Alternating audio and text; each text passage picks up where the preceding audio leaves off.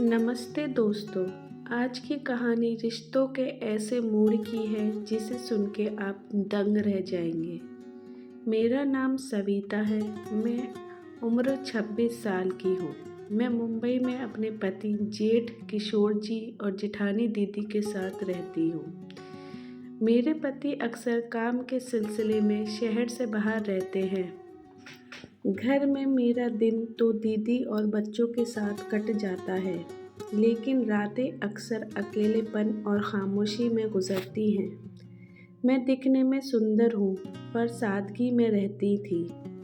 मेरा मन अक्सर उदास रहता है। काश मेरे पति भी मेरे साथ होते। दीदी का जाने का वक्त आया। एक दिन दीदी अचानक मायके से फ़ोन आया कि उनकी माँ की तबीयत खराब है। उन्हें तुरंत निकलना पड़ा।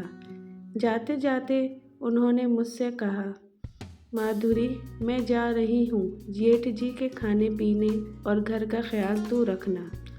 मैंने हामी भर दी। उस रात जब जेठ जी ऑफिस से लौटे तो मैं किचन में काम कर रही थी। उन्हें शायद पता नहीं था कि दीदी घर पर नहीं है।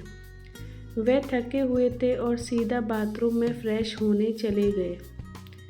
वो छोटी सी गलतफहमी। थोड़ी देर बाद बाथरूम से आवाज़ आई, कविता, ज़रा तौलिया देना।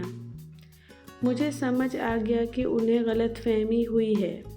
मैं तौलिया लेके गई और जैसे ही दरवाज़ा खटखटाया, जेठ जी ने अपनी पत्नी समझ के मेरा हाथ पकड़कर अंदर खींच लिया। ऊपर से शावर चल रहा था और मैं पूरी तरह भीग गई। जैसे ही उनकी नज़र मुझ पर पड़ी, वो हक्का बक्का रह गए।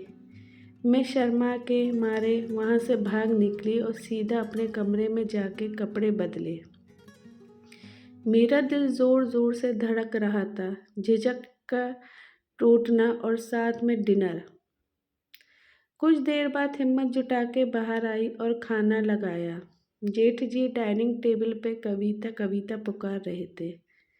मैंने दबी आवाज़ में कहा, दीदी मायके गई हैं। वे थोड़ा शर्मिंदा हुए और बोले, ओह, मुझे माफ़ करना माधुरी, मैंने तुम्हें कविता समझ लिया था। मैंने कहा, कोई बात नहीं जेठ जी, मैं समझ सकती हूँ। उस रात उन्होंने ज़िद की कि मैं उनके साथ ही बैठ के खाना खाऊं।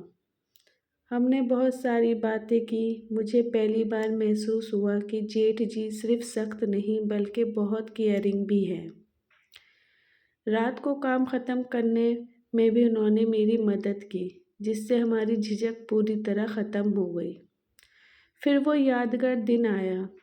अगली सुबह जब मैं नाश्ता बना रही थी तो जेठ जी ने बताया कि आज उनकी छुट्टी है। उन्हें मुझसे कहा, माधुरी, तुम बहुत दिन से कहीं बाहर नहीं गई हो, आज हम घूमने चलेंगे। पहले तो मैं हिचकिचाई कि दीदी क्या सोचेंगी, पर उन्होंने बड़े प्यार से कहा कि एक बड़े भाई का हक नहीं है अपनी छोटी बहन जैसी बहू को खुश रखने का। उस दिन उन्होंने मुझे फिल्म दिखाई, ढेर सारी शॉपिंग कराई और होटल में खाना खिलाया। मुझे ऐसा लगा जैसे मेरे पति की कमी कोई अपना पूरी कर रहा हो। उस शाम जब मैं घर लौटे तो हम दोनों के बीच एक गहरा जुड़ाव और सम्मान पैदा हो चुका था। जब तक दीदी वापस नहीं आई, जेठ जी ने मेरा पूरा ख्याल रखा और मेरा अकेलापन दूर किया। दोस्तों, कभी कभी अनचाहे हालात भी रिश्तों का एक नया और ख़ूबसूरत मोड़ दे देते हैं। अगर आपको ये कहानी पसंद आई हो तो वीडियो को लाइक और चैनल को सब्सक्राइब ज़रूर करें। धन्यवाद।